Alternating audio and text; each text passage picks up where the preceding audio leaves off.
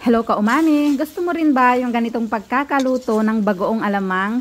Yung maraming taba na pwedeng pang-ulam, pang-stock, pang-sausawan, at pang-rekado sa ating mga niluluto? Tara, gumawa tayo. Ipapakita ko sa inyo yung paraan ko naman ng pagluluto nito. Meron po tayong 1.5 kilo ng pork belly at papakuluan muna natin sa sapat na tubig.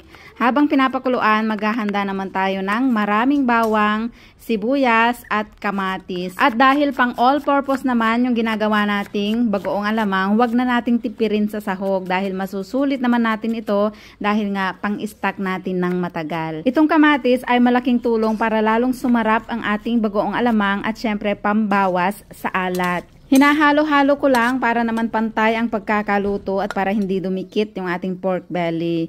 Ito nga pala yung aking pulang katuray mga kaumami at naghihintay na pang-insalada at napakasarap nitong partneran ng bagoong alamang. Kung nanonood pa rin po kayo hanggang ngayon, paki-comment naman mamaya kung paborito nyo rin ba ang bagoong alamang at kung anong mga luto naman ang ginagawa nyo sa pulang katuray o may pulang katuray nga ba sa atin. Marami kasing nagsasabi sa iba ko pang mga video na first time daw nilang makakita sa akin ng pulang katuray.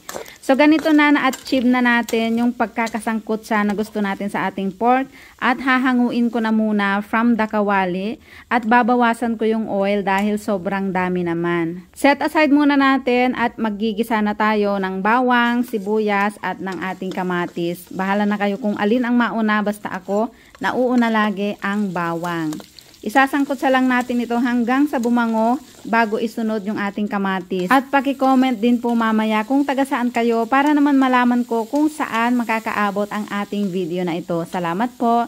Ilalagay ko na ang 2 boteng bagoong alamang. 800 ml po ang isang bote niyan at tamang-tama lang para sa akin yung 1.5 kilo ng pork belly. Hinalo-halo ko lang hanggang sa medyo masangkot sa at bumango kaya nagdagdag na ako ng 1/2 cup ng brown sugar. Hindi ko pa inilagay lahat kanina dahil tinikman ko muna pero nailagay ko din lahat yung 1/2 cup.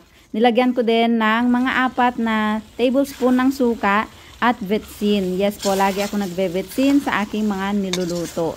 Kung hindi kayo gumagamit, ay skip nyo na lang.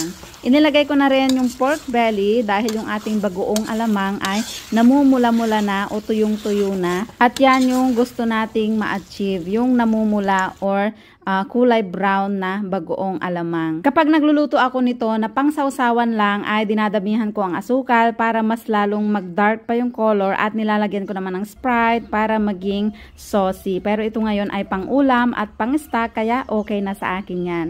Paki-share po kung nagustuhan nyo. Salamat!